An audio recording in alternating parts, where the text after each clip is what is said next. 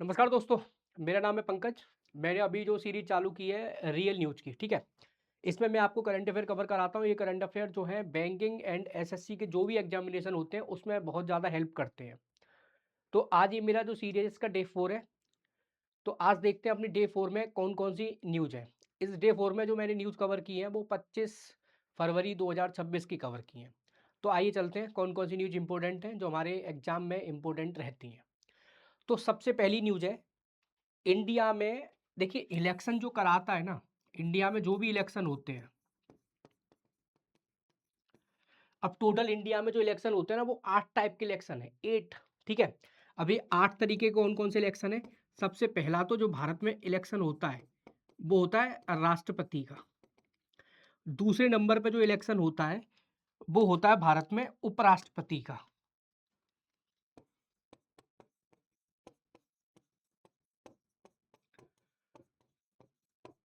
तीसरे नंबर पे जो इलेक्शन होता है ये होता है लोकसभा का।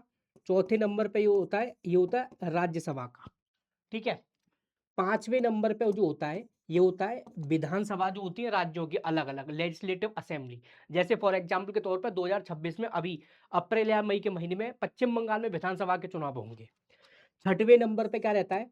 6वें नंबर पे रहता है लेजिस्लेटिव काउंसिल। कुछ राज्यों में भारत में विधान परिषदें हैं, ठीक है? तो ये जो टोटल 6 इलेक्शन है ना, ये वाले जो 6 इलेक्शन है, इनको जो कराता है, ये कराता है हमारा इलेक्शन कमीशन ऑफ इंडिया, जिसको हम लोग बोलते हैं भारत निर्वाचन आयोग, ठीक है? और बचते क्या है, लोकल अथॉरिटी के जो इलेक्शन होते हैं। लोकल अथॉरिटी मतलब अगर आप शहरों में देखेंगे तो नगर पालिका, नगर निगम चलते हैं। ठीक है, नगर पालिका, नगर निगम, और गांव में चलते हैं जो प्रधान या पंचायत के चुनाव जो होते हैं। तो ये वाले जो दो इलेक्शन है ये कराता है स्टेट इलेक्शन कमीशन। मतलब भारत में राष्ट्र के स्तर पे एक भारत निर्वाचन आयोग काम करता है और राज्यों के स्तर पे एक राज्य निर्वाचन आयोग काम करता है। अब चाहे भारत निर्वाचन आयोग हो चाहे राज्य निर्वाचन आयोग है, इन दोनों का जो प्रोविजन किया गया है ना, सॉरी, भारत निर्वाचन आयोग जो है इसका जो प्रोविजन किया है अपने कॉन्स्टिट्यूशन का एक आर्टिकल है 324, ठीक है? इसमें इसका प्रोविज़न किया गया है। और जो अपनी लोकल अथॉरिटी है तो इनका जो प्रोविज़न किया गया है वो अलग से किया गया है कॉन्स्टिट्यूशन में। अब यहाँ पे क्या हुआ था कि भारत निर्वाचन आयोग और राज्य निर्वाचन आयोग है, इनकी जो लास्ट टाइम मीटिंग हुई थी, वो हुई थी 1999 में। कब हुई थी? 1999 में हुई थी। और 1999 के बाद 27 साल बाद अब हुई है, और ये कहाँ पे हुई है? तो ये दिल्ली में भारत मंडपम जगह पे हुई है। और इसको जो हेड किया है वो चीफ इलेक्शन कमिश्नर है हमारे। उनका नाम क्या है? उनका नाम है ज्ञानेश कुमार। उनके द्वारा इस मीटिंग को हेड किया गया है। इसमें भारत के जितने भी राज्य निर्वाचन आयोग और केंद्र शासित प्रदेशों में जो भी निर्वाचन आयोग थे वो सब शामिल हुए हैं। अब इस मीटिंग में क्या-क्या हुआ है अंदर में? तो इस मीटिंग में ना भारत निर्वाचन आयोग और राज्य निर्वाचन आयोग के द्वारा एक नेशनल डिक्लेरेशन 2026 साइन किया गया है। इस डिक्लेरेशन में क्या बोला गया है कि भारत निर्वाचन आयोग और राज्य निर्वाचन आयोग मिलके काम करेंगे। अब मिलके काम करने का मतलब क्या है? अभी आप लोगों ने सुना होगा न्यूज़ में कि कुछ दिन पहले एसआईआर हुई थी बिहार में, उसके बाद अलग-अलग राज्यों में चल रही है, जिसमें से यूपी भी एक राज्य है। अब जब भारत निर्वाचन आयोग ने एसआईआर कराया तो उसमें जो मतदाता सूची बनी, मतलब वोटर लिस्ट बनी, उसमें अलग नाम थे। और राज्य निर्वाचन आयोग ने जब एसआईआर कराया तो उसमें अलग नाम थे। मतलब जो राज्य निर्वाचन आयोग की सूची थी उसमें ज़्यादा नाम थे लोगों के, और इधर कम नाम थे, मतलब डिस्क्रिमिनेशन था थोड़ा। तो इस वजह से यहाँ पे दोनों ने क्या डिसाइड किया है कि राज्य निर्वाचन आयोग हो चाहे भारत निर्वाचन आयोग हो, दोनों मिलके काम करेंगे, ठीक है? वोटर लिस्ट को अपना क्या करेंगे, टाइमली कंप्लीट करेंगे, वो सब चलता रहेगा। एक और डिसीजन लिया गया कि अभी ये मीटिंग है ना 27 साल बाद हुई है, तो दोनों जो ऑर्गेनाइजेशन है भारत निर्वाचन आयोग और राज्य निर्वाचन आयोग, इन दोनों में थोड़ी दूरियां बढ़ गई हैं। तो अब डिसाइड किया गया कि ऐसी जो मीटिंग है ना हर साल की जाएगी। क्लियर हुआ यहाँ तक? ठीक है। तो पहली न्यूज अपनी ये थी। दूसरी न्यूज दूसरी न्यूज है हमारी, जो हमारे एग्रीकल्चर मिनिस्टर है, इनका नाम है शिवराज सिंह चौहान, ठीक है? तो शिवराज सिंह चौहान ने अभी क्या किया है, 3 दिवसीय एक कृषि विज्ञान मेला आयोजित करवाया। और ये कहाँ पे हुआ है? ये हुआ है नई दिल्ली पूसा में। मतलब पूसा एक जगह है नई दिल्ली में, वहां पे हुआ है। अब इसमें जो अपने कृषि मंत्री है, मतलब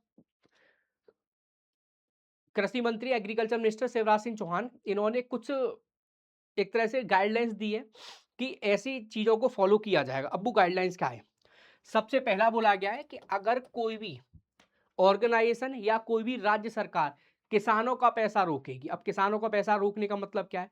फॉर एग्जाम्पल के तौर पे केंद्र सरकार राज्यों के किसान के लिए सब्सिडी भेज रही है। अगर वो किसी बीच में ऑर्गेनाइजेशन ने रोका, जैसे फॉर एग्जाम्पल के तौर पे एक एग्जाम्पल समझते हैं, मान लीजिए किसी किसान को 1 अप्रैल 2026 तक किसी भी चीज़ पे सब्सिडी मिलनी थी। अब राज्य सरकार या कोई अन्य ऑर्गेनाइजेशन उसने अगर सब्सिडी रोकी, तो उस किसान को 12% इंटरेस्ट के साथ में पेमेंट किया जाएगा। सबसे पहला डिसीजन ये वाला लिया गया है। क्लियर है? सेकंड नंबर पे किसान क्रेडिट कार्ड पे जो किसान लोन लेते हैं, उस पे इंटरेस्ट कितना रहेगा? 4% ही रहेगा। बट यहाँ पे बैंकों के लिए मैंडेटरी किया गया कि जितने भी लोन बांटे जा रहे हैं उसको रिकवर करना है, और इसकी पूरी की पूरी जो रिस्पॉन्सिबिलिटी होगी वो किसकी होगी? वो बैंकों की होगी। सेकंड डिसीजन ये लिया गया। थर्ड डिसीजन क्या लिया गया है कि जल्द ही भारत सरकार क्या करेगी? एक फार्मर आईडी इंट्रोड्यूस करेगी। जैसे आधार नंबर होता है, इस तरीके से किसानों की एक फार्मर आईडी प्रोड्यूस करेगी। नेक्स्ट जो डिसीजन लिया गया वो क्या है? MSP procurement. एमएसपी मतलब मिनिमम सपोर्ट प्राइस पे कुछ सरकार 23 फसलों को क्या करती है? परचेज करती है। अभी तक एमएसपी पे जो फसलें प्रोक्योर की जाती है, मतलब परचेज करती है सरकार, उसमें टाइम लगता है 3 महीने का। यहाँ पे कृषि मंत्री ने बोला है कि इस टाइम को हम कम करके कितना करेंगे? 1 महीना करेंगे। मतलब जितनी भी एमएसपी पर प्रोक्योरमेंट होना है वो 1 महीने के अंदर कंप्लीट होना चाहिए। अगले नंबर पे किसानों को क्या दिया जाएगा? 2 लाख रुपए की, सब 2 लाख करोड़ रुपए की हर साल सब्सिडी जा रही है, जो किसानों के सीधे खाते में जानी चाहिए। मतलब बीच में जो मीडिएटर है वो नहीं होने चाहिए। नेक्स्ट का डिसीजन लिया गया है कृषि विज्ञान केंद्र। हर जिले में क्या होते हैं? एक कृषि विज्ञान केंद्र होते हैं। तो यहाँ पे बोला गया कि कृषि कृषि विज्ञान जो केंद्र होंगे, उन कृषि विज्ञान केंद्र को हर जिले का एक क्या बनाया जाएगा? एग्रीकल्चर कमांड सेंटर बनाया जाएगा। क्लियर है? उसके बाद एक अभियान चालू किया जाएगा, और उस अभियान का नाम क्या है? विकसित कृषि संकल्प अभियान। ये जो अभियान था विकसित कृषि संकल्प अभियान, अप्रैल 2025 में भी चला था। अब इसको जब 2026 में भी चलाया जाएगा। इस अभियान में क्या किया जाता है? जो एग्रीकल्चर साइंटिस्ट होते हैं उनको गांव-गांव तक भेजा जाता है, और उनसे बोला जाता है कि किसानों को उनकी फसलों के बारे में बताइए कि वो क्या फसल उगाएं, उनकी मिट्टी में कौन सी फसल अच्छी हो सकती है, जिससे किसानों की आमदनी बढ़े। तो ये जो कृषि विज्ञान मेला हुआ है दिल्ली पूसा में, यहाँ पे ये डिसीजन लिए गए हैं। क्लियर है? सेकंड न्यूज ये थी। अब चलते हैं हम अपना नेक्स्ट न्यूज की तरफ। एक अपनी स्कीम चलती है, और इस स्कीम का नाम क्या है? इस स्कीम का नाम है प्रधानमंत्री गरीब कल्याण अन्न योजना। अब प्रधानमंत्री गरीब कल्याण अन्न योजना में क्या होता है कि सरकार जो 80 करोड़ देशवासी हैं उनको फ्री का राशन देती है 5-5 किलो। ठीक है? अब इस वाली स्कीम के अंदर दिक्कत क्या है? इस वाली स्कीम के अंदर दिक्कत है, देखिए सरकार क्या भेज रही है? राशन भेज रही है। बीच में जो डीलर्स हैं या बीच में जो ब्रोकर हैं वो क्या कर रहे हैं? जो व्यक्ति है उस तक राशन नहीं पहुँचा रहे हैं, वो बीच में उसको और कहीं सेल कर दे रहे हैं। मतलब एक तरह से लीकेज हो रही है इस स्कीम के अंदर। अब लीकेज हो रही है तो सरकार इसको रोकना चाहती है। अब सरकार रोकना चाह रही है तो इस स्कीम में सरकार कुछ रिफॉर्म लेके आ रही है सीबीडीसी के माध्यम से। अब सीबीडीसी क्या चीज़ है? सीबीडीसी का मतलब है सेंट्रल बैंक डिजिटल करेंसी। ठीक है? तो अभी केंद्र सरकार क्या कर रही है? CBDC based food subsidy distribution pilot project launch कर रही है। कहाँ पे? ये पांडुचेरी में। ठीक है? ऐसा जो प्रोजेक्ट है ये ऐसी बात नहीं कि पहली बार, मतलब पांडुचेरी पहला राज्य या केंद्र शासित प्रदेश है। इससे पहले अभी इसी फरवरी के महीने में ऐसा पायलट प्रोजेक्ट गुजरात में भी लॉन्च हो चुका है, उसके बाद चंडीगढ़ में लॉन्च हुआ था, अब थर्ड नंबर पे कहाँ पे हो रहा है? पांडुचेरी में। अब ये central bank digital currency based food subsidy distribution pilot project है क्या? आखिर देखिए, अभी तक सरकार केंद्र सरकार क्या कर रही है? गेहूं और चावल भेज रही है। बीच में डीलर क्या कर रहे हैं? उसको मतलब जनता तक 5 किलो पहुंचना चाहिए पर पर्सन, वो नहीं पहुंच पा रहा है। कुछ लेने नहीं आते, कुछ बेच देते हैं, मतलब एक्सवाइजेड बहुत सारी दिक्कतें आ रही हैं। तो यहाँ पे सरकार क्या बोल रही है? सरकार बोल रही है कि देखो, जो भी बेनिफिशियरी है, फॉर एग्जाम्पल मान लीजिए मुझे 5 किलो राशन मिलता है, तो सरकार मुझे सीधे राशन नहीं देगी। सरकार क्या देगी? मुझे एक सेंट्रल बैंक डिजिटल करेंसी का एक टोकन टाइप दे देगी, जो कि मेरे डिजिटल वॉलेट में आ जाएगा। ठीक है, जैसे मान लीजिए मैं पेटीएम चलाता हूँ, मेरे पेटीएम में क्या आ गया, एक वॉलेट वो आ गया, टोकन टाइप आ गया कि इससे आप 5 किलो क्या कर सकते हैं, राशन खरीद सकते हैं। मैं उस टोकन को स्कैन करूँगा कहाँ पे, राशन की दुकान पे, ठीक है? कहाँ पे स्कैन करूँगा, राशन की दुकान पर, और मुझे क्या मिल जाएगा, राशन मिल जाएगा। ये वाला जो कूपन या जो भी टोकन है वो राशन के अलावा, मतलब जो भी ऑथराइज्ड डीलर है उसके अलावा कहीं पे भी नहीं चलेगा। जिससे क्या होगा, जिससे सरकार अभी तक जो राशन भेज रही थी और बीच में जो क्या हो रहा था, लीक हो रहा था, वो बचेगा। ठीक है, तो आप एक, मैं आपको एक एग्जाम्पल के द्वारा समझाता हूँ। फॉर एग्जाम्पल देखिए, मान लीजिए अब कैसे काम करेगा ये कोई व्यक्ति है और इसका नाम है मान लीजिए कल्लू, ठीक है? और कल्लू क्या है, कल्लू को सरकार चाहती है कि हर महीने 5 किलो राशन मिले, मतलब ये एक बेनिफिशियरी है। और अभी तक ये कल्लू क्या करता है, कल्लू जाता है किसके पास, जो भी राशन डीलर होता है,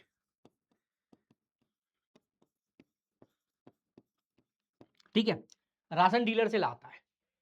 पर राशन डीलर के पास जो गेहूं और चावल है उसको बेचता कौन है, उसको बेचती है केंद्र सरकार। और यहाँ पे मान लीजिए केंद्र सरकार का मतलब है यहाँ पे आजकल मोदी जी से, ठीक है? मोदी जी ने क्या किया, मोदी जी ने राशन डीलर को भेजा 5 किलो पर पर्सन के हिसाब से राशन, और मोदी जी ने बोला कि इसका जो चार्ज है वो हम 2 रुपए किलो ले रहे हैं। अब आप समझेंगे कि इस समय गेहूं और चावल 2 रुपए किलो कहाँ चल रहे हैं। सरकार अगर 2 रुपए किलो राशन डीलर को दे रही है, इसका मतलब सरकार सब्सिडी पे दे रही है। अब राशन डीलर क्या कर रहे हैं, ये जो आ रहा है 5 किलो राशन, वो सीधे कल्लू को ना दे के वो किसी और को बेच दे रहे हैं। तो जो बेनिफिशियरी पर्सन है इस तक ये राशन नहीं पहुंच पा रहा है। अब नहीं पहुंच पा रहा है तो इसके लिए केंद्र सरकार क्या कर रही है, एक CBDC based pilot project launch करेगी। कौन सा, सेंट्रल बैंक डिजिटल करेंसी।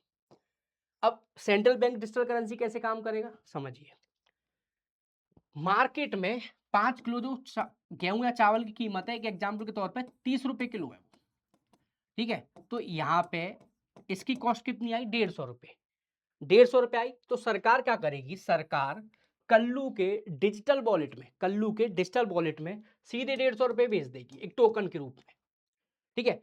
पर ये जो टोकन है ना वो किसी अन्य दुकान पे काम नहीं करेगा, वो केवल कहां पे काम करेगा, ये राशन डीलर के पास ही काम करेगा। अब कल्लू क्या करेगा, राशन डीलर के पास जाएगा, ये 150 रुपए का जो टोकन है उसको राशन डीलर को देगा और उससे अपना कितना ले लेगा, 5 किलो अनाज ले लेगा। इससे फायदा क्या होगा, इससे फायदा ये होगा कि केंद्र सरकार राशन डीलर से क्या करेगी, ये जो कल्लू ने 150 रुपए राशन डीलर को दिए और राशन डीलर से ये पैसा कौन ले लेगी, फिर केंद्र सरकार। तो लीकेज की जो प्रॉब्लम्स हैं वो रुक जाएंगी। तो आई होप आपको यहाँ पे समझ में आया होगा कि central bank digital currency based जो अपना क्या बोलते हैं, प्रधानमंत्री गरीब कल्याण योजना के अंदर स्कीम है वो पैक की गई है, ठीक है? तो ये काम कैसे करेगी वो आपको समझ में आ गया होगा। अब चलते हैं हम अपना नेक्स्ट न्यूज की तरफ। नेक्स्ट न्यूज क्या है, अपनी जो रोड एंड ट्रांसपोर्ट मिनिस्टर हैं इनका नाम है नितिन गडकरी, मतलब आज से नहीं है, 2014 से ही है रोड एंड ट्रांसपोर्ट मिनिस्टर। इन्होंने क्या किया है, एक राजमार्ग प्रवेश पोर्टल लॉन्च किया है, ठीक है? अब ये राजमार्ग प्रवेश जो पोर्टल है उसमें होगा क्या, ये एक पोर्टल है जिसके द्वारा एनओसी बहुत आराम से मिल जाएगा। एनओसी मतलब नो ऑब्जेक्शन सर्टिफिकेट। अब एनओसी किस चीज़ की, देखिए मान लीजिए हाईवे है, अब मेरी कोई फैक्ट्री है और मैं चाहता हूँ कि फैक्ट्री है उससे लेके हाईवे तक एक सीधे रोड बन जाए, या मान लीजिए मेरी फैक्ट्री है वो हाईवे पे ही है पर उसका एक गेट बैक साइड है और एक गेट हाईवे की तरफ है। तो अगर हाईवे की तरफ से मुझे गेट ओपन करना है तो ऐसे गेट ओपन करने के लिए मुझे किससे परमिशन लेनी होगी, मुझे लेनी होगी NHAI, national highway authority of India. तो इस टाइप की जो भी परमिशन लेनी होगी एनएचएआई से या रोड एंड ट्रांसपोर्ट मिनिस्ट्री से, तो उसके लिए जो पोर्टल है वो अपना कौन सा है, उसका नाम है राजमार्ग परिवेश पोर्टल। कौन कौन सी एनओसी मिल सकती है यहाँ पे आप देख सकते हैं। फॉर एग्जाम्पल सिटीजन्स के लिए, बिजनेस के लिए, कंपनी के लिए, ऑर्गेनाइजेशन सब अप्लाई कर सकते हैं। हाईवे से डायरेक्ट एंट्री एग्जिट लेना है, फैक्ट्री को, इंडस्ट्री को, वो सब फ्यूल स्टेशन सेटअप करने के लिए परमिशन लेना है, तो वो सब आप क्या करेंगे, राजमार्ग प्रवेश पोर्टल है इस पर अप्लाई करेंगे और यहाँ से ही एनओसी मिलेगा, ठीक है? नेक्स्ट जो न्यूज है, ये कम्युनिस्ट पार्टी ऑफ इंडिया के बहुत सीनियर लीडर थे, इनकी उम्र थी अप्रोक्स 101 साल। नाम क्या था, थिरो are Nalla Kannu, थिरो are Nalla Kannu CPI के लीडर थे, इनकी अभी डेथ हुई है, ठीक है? और ये कौन से राज्य से एसोसिएट थे, तो आपको याद रखना है ये एसोसिएट थे तमिलनाडु राज्य से, ठीक है। कम्युनिस्ट पार्टी ऑफ इंडिया के लीडर थे, तमिलनाडु राज्य से थे, और अभी प्रधानमंत्री ने क्या किया था, एक शोक संदेश मतलब शोक व्यक्त किया था इनकी डेथ के लिए, इसलिए न्यूज बनती है। नेक्स्ट, अभी भारत में एक एआई समिट हुआ था, ठीक है, और एआई समिट हुआ था तो इसमें 20 से ज़्यादा राष्ट्रों के अध्यक्ष है, मतलब प्राइम मिनिस्टर प्रेसिडेंट आए थे, जिसमें से एक ब्राजील के जो प्रेसिडेंट है, इनका नाम है लूला डा सिल्वा। क्या नाम है? लूला डा सिल्वा। तो ये भी आए थे, 18 से लेकर 22 तारीख तक भारत में रहे हैं। अब ये 18 से लेकर जब 22 तारीख तक भारत में रहे हैं, तो इस बीच में इन्होंने भारत के साथ में टोटल कितने 10 से ज़्यादा एग्रीमेंट साइन करे हैं। और जब 10 से ज़्यादा एग्रीमेंट साइन किए हैं, तो इन एग्रीमेंट में क्या-क्या है वो हम देखते हैं, और जो भी इम्पोर्टेंट कुछ एग्रीमेंट है उन पे हम केवल नज़र मारेंगे, जो एग्जाम के हिसाब से इम्पोर्टेंट है। सबसे पहले जो एग्रीमेंट हुआ है वो हुआ है critical minerals and rare earth को लेकर। आजकल आप देख रहे होंगे कि जो क्रिटिकल मिनरल्स हैं और रेयर अर्थ हैं, मिनरल्स हैं, इनकी बहुत ज़्यादा मारामारी है दुनिया भर में। जो क्रिटिकल मिनरल्स है इस पे एक तरह से मोनोपोली अभी तक बना रखी है, किसने? चाइना ने। अब अगर मान लीजिए चाइना अपनी तरफ से जो क्रिटिकल मिनरल्स हैं और रेयर अर्थ मिनरल्स हैं, इनके अगर एक्सपोर्ट को बैन कर दे, तो दुनिया में हाहाकार मच जाएगा।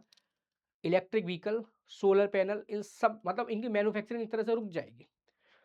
भारत भी इसको लेके टेंशन में है कि ऐसा नहीं होना चाहिए, ठीक है। तो भारत ने क्या किया, ब्राज़ील के साथ एक एग्रीमेंट किया है कि ब्राज़ील क्या करेगा, ब्राज़ील भारत को रेयर अर्थ मिनरल है वो सप्लाई करेगा, जो किस में हेल्प करेंगी, अपनी रिन्यूएबल एनर्जी में, ईवीज में, इलेक्ट्रॉनिक्स में, डिफेंस में, इसके लिए जरूरी है।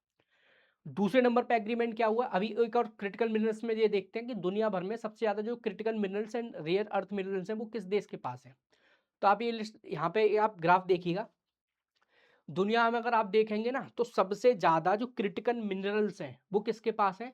चाइना के पास।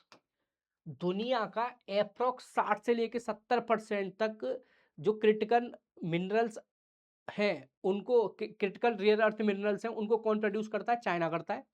सेकंड नंबर पे जो आता है वो आता है यूएसए। थर्ड नंबर पे आता है म्यांमार। पर म्यांमार को पीछे से बैक्ड कर रखा है किसने? चाइना ने। तो मतलब एक तरह से समझ लीजिए म्यांमार चाइना की गोदी में बैठा है। फोर्थ नंबर पे आता है ऑस्ट्रेलिया, और फिफ्थ नंबर पे ये कंट्री आते हैं थाईलैंड, इंडिया, ब्राजील। तो इंडिया ने क्या किया, अभी ब्राजील के साथ एक रेयर अर्थ मिनरल्स की सप्लाई को लेके एक एग्रीमेंट कर लिया। सेकंड नंबर पे ब्राजील और भारत के बीच में अभी जो बायलेटरल ट्रेड है, बायलेटरल ट्रेड का मतलब हम ब्राजील को एक्सपोर्ट करते हैं और ब्राजील हमको एक्सपोर्ट करता है, उसकी जो वैल्यू है वो अप्रोक्स है कितना? 15 billion US dollar financial year 2025 के हिसाब से। यहाँ पे टारगेट रखा गया है कि अगले 5 सालों में, मतलब 2030 तक, ये जो 15 बिलियन यूएस डॉलर का ट्रेड है इसको बढ़ा के कितना किया जाएगा? इसको बढ़ा के 30 बिलियन यूएस डॉलर किया जाएगा, ठीक है। तो सेकंड नंबर पे ये वाला एग्रीमेंट हुआ है। थर्ड नंबर पे किया गया है डिजिटल एंड एआई कॉपरेशन के लिए। डिजिटल एंड एआई कॉपरेशन के लिए क्या किया गया कि डिजिटल पब्लिक इंफ्रास्ट्रक्चर डीपीआई एक सेंटर ऑफ एक्सीलेंस बनाया जाएगा, और जो कहाँ पे बनाया जाएगा? ब्राजील के लिए बनाया जाएगा। और हेल्थ के क्षेत्र में और यूएनएससी रिफॉर्म इसको लेके किया गया। इसमें जो सबसे ज़्यादा एग्रीमेंट इंपोर्टेंट है वो दो एग्रीमेंट इंपोर्टेंट है। अब ये दो एग्रीमेंट कौन कौन से हैं? एक तो क्रिटिकल मिनरल्स को लेके और साथ में बायलेटरल ट्रेड को लेके। तो आई होप आपको यहाँ पे समझ में आया होगा। साथ में आप इस पे भी नज़र मारिएगा कि दुनिया भर में सबसे ज़्यादा जो रेयर अर्थ क्रिटिकल मिनरल्स हैं वो किस देश के पास हैं। तो चाइना पहले नंबर पे आता है, दूसरे नंबर पे अमेरिका आता है, थर्ड नंबर पे म्यांमार आता है, और फोर्थ नंबर पे कौन आता है? ऑस्ट्रेलिया आता है। क्लियर है? नेक्स्ट, जो भारत की वित्त मंत्री है निर्मला सीतारमन, इन्होंने क्या किया है, national monetisation pipeline 2.0 plan launch किया है नई दिल्ली में। सबसे पहले बात तो ये नेशनल मोनेटाइजेशन पाइपलाइन एक कंसेप्ट है क्या? देखिए, इसको हम एक और नाम से जानते हैं, इसको बोलते हैं हम लोग क्या? Asset monetization.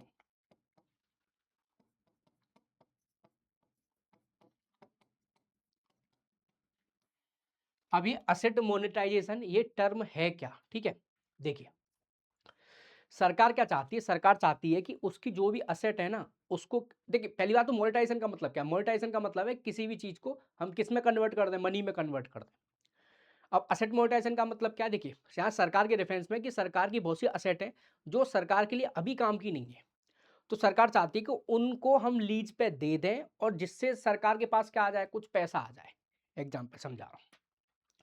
मान लीजिए कोई सिटी है, फॉर एग्ज़ाम्पल के तौर पे कोई भी मान लीजिए आगरा है, ठीक है?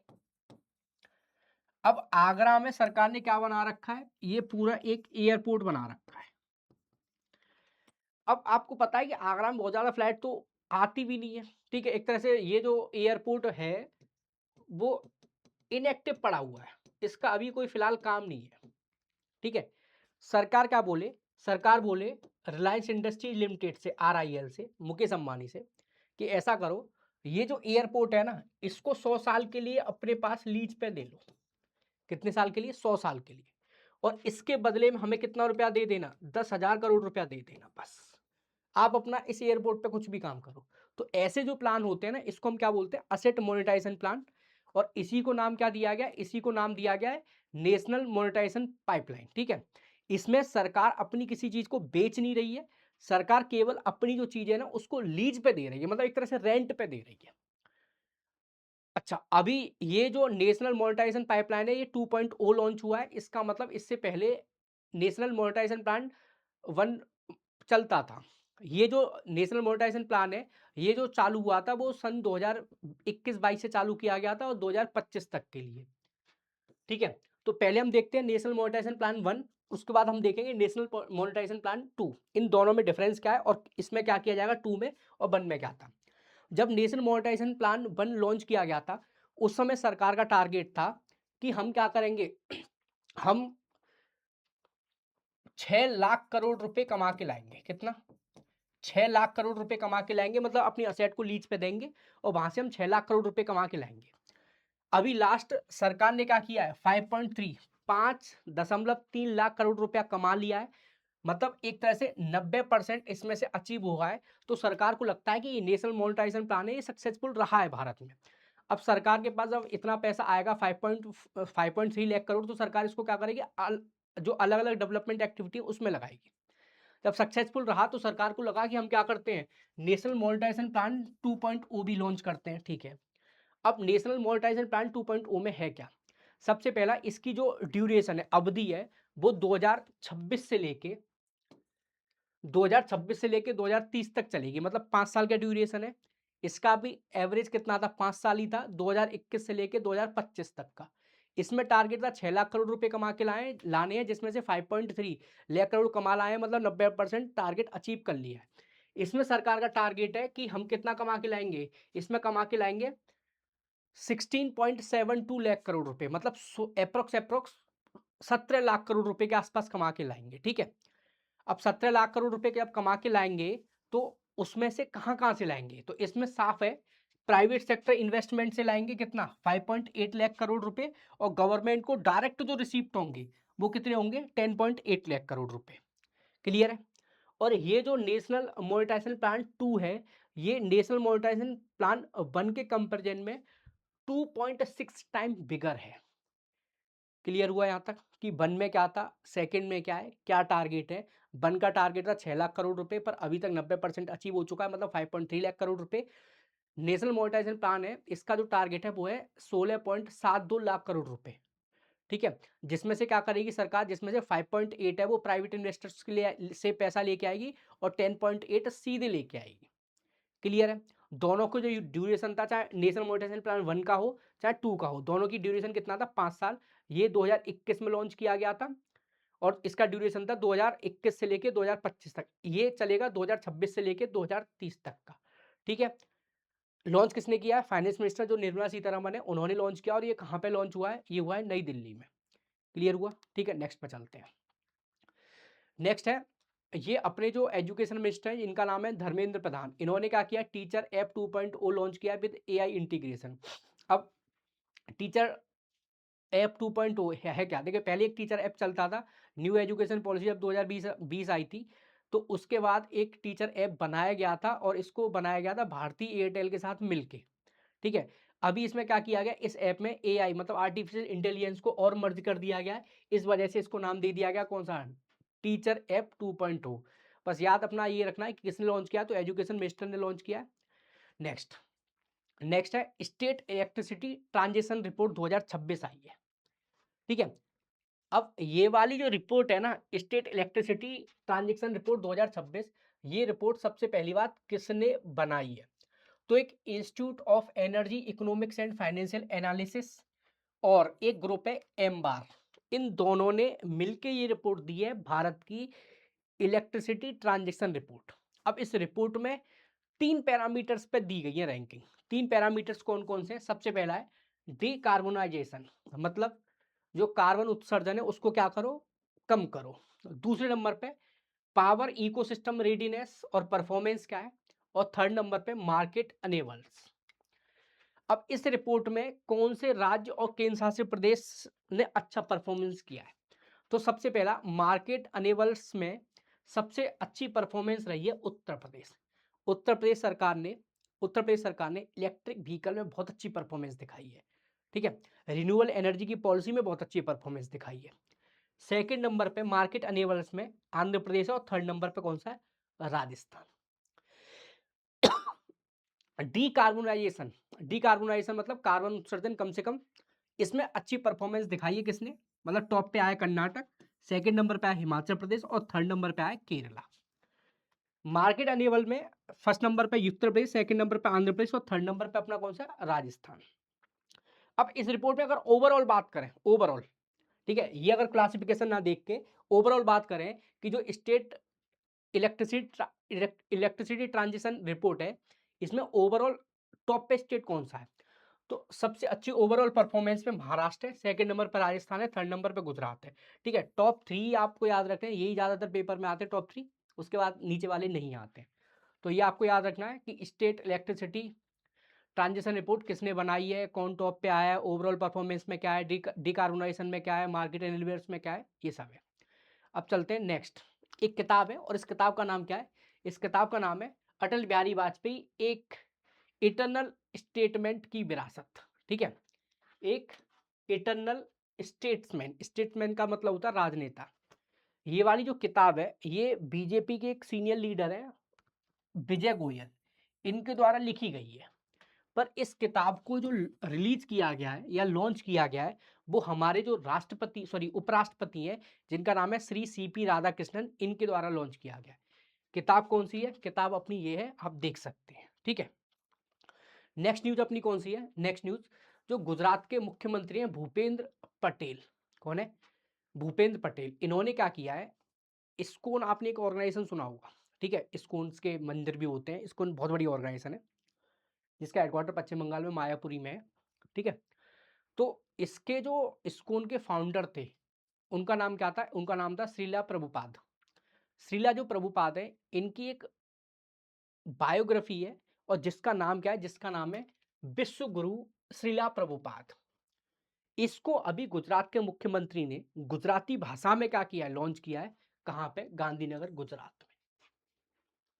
क्लियर है। नेक्स्ट, दिल्ली सरकार एक स्कीम लेके आई है, जैसे क्या होता है रोड पे एक्सीडेंट हो गया तो कुछ लोग पुलिस हरास ना करे, इस वजह से उन मतलब रोड पे किसी का एक्सीडेंट हुआ तो उसको हॉस्पिटल नहीं पहुंचाते, क्योंकि बाद में पुलिस इंक्वायरी करेगी या कुछ होगा, तो कोई फालतू के पचड़े में पड़ना नहीं चाहता। तो इसको चेंज करने के लिए दिल्ली सरकार एक पॉलिसी लेके आई है, और इस पॉलिसी का नाम क्या है, इस पॉलिसी का नाम है राहबीर पॉलिसी। राहबीर पॉलिसी में क्या है कि अगर मान लीजिए कोई व्यक्ति का रोड पे एक्सीडेंट हुआ, और उस व्यक्ति को कोई भी अगर आदमी हॉस्पिटल तक पहुंचाएगा, तो दिल्ली सरकार उसको 25,000 रुपये का क्या देगी, रिवॉर्ड देगी। साथ में दिल्ली सरकार ने यह भी प्रॉमिस किया कि कोई भी पुलिस आपको परेशान नहीं करेगी। क्लियर है। तो राहबीर जो पॉलिसी है दिल्ली सरकार लेके आई है, उसमें क्या होगा, कोई भी अगर एक्सीडेंट जो पर्सन है उसको हॉस्पिटल तक पहुंचाएगा, 25,000 रुपये का रिवॉर्ड मिलेगा, साथ में एक सर्टिफिकेट मिलेगा। क्लियर है। नेक्स्ट है MHA, ministry of home affair, मतलब गृह मंत्रालय, जिसके मंत्री हमारे कौन, जिसके मंत्री हमारे अमित शाह जी। तो MHA जो है ना, मिनिस्ट्री ऑफ होम अफेयर, उसने एक क्या किया है, प्रहार एक पॉलिसी अपनी लॉन्च की है, जो काउंटर टेररिज्म और स्ट्रेटेजी को बनाएगा। अब प्रहार पॉलिसी में क्या, देखिए अभी तक जो भारत था ना, वो रिएक्टिव पॉलिसी पे काम करता था। रिएक्टिव पॉलिसी का मतलब हमसे किसी ने कुछ बोला तब हम उससे क्या करेंगे, बोलेंगे, नहीं तो हम कुछ नहीं करेंगे। फॉर एग्जाम्पल के तौर पे अभी लास्ट ईयर 2025 में अप्रैल मई के महीने में पहलगांव में एक बहुत बड़ा आतंकवादी एक हमला हुआ था। आपको क्या लगता है कि जो इंटेलिजेंस एजेंसी है उनके पास इसके कोई इनपुट नहीं होंगे? सीधी सी बात है, इनपुट होंगे। पर सरकार ने क्या किया, सरकार ने कोई भी प्रोएक्टिव पॉलिसी नहीं अपनाई। वो हमला कर गए, तब हमने ऑपरेशन सिंदूर लॉन्च किया।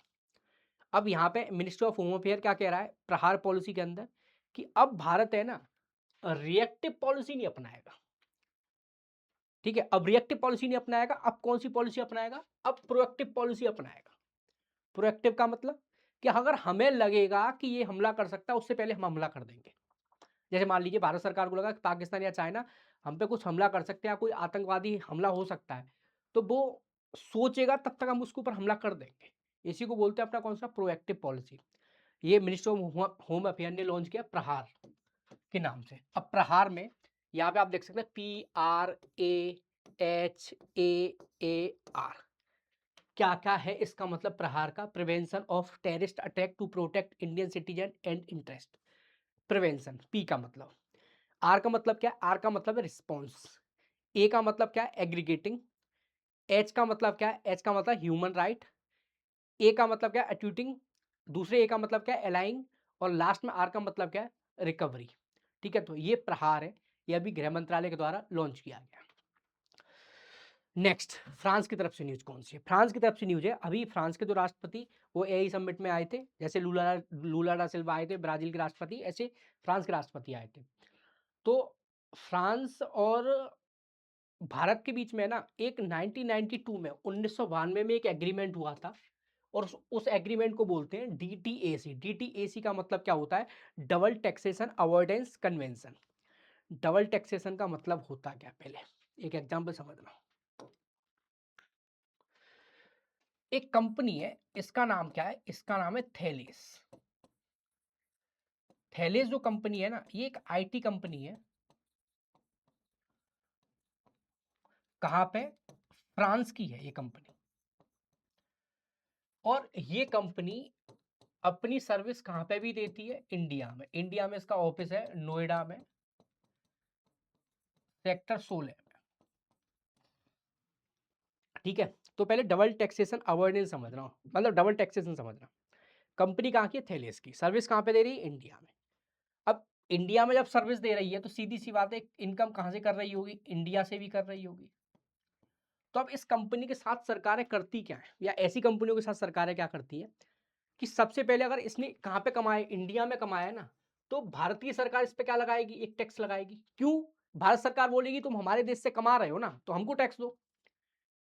अब साथ में क्या होगा, साथ में जो फ्रांस की सरकार है, जो फ्रांस की सरकार है वो भी क्या बोलेगी, वो भी बोलेगी हमें भी टैक्स दो। हमें क्यों टैक्स दो, कि तुम हमारे हो।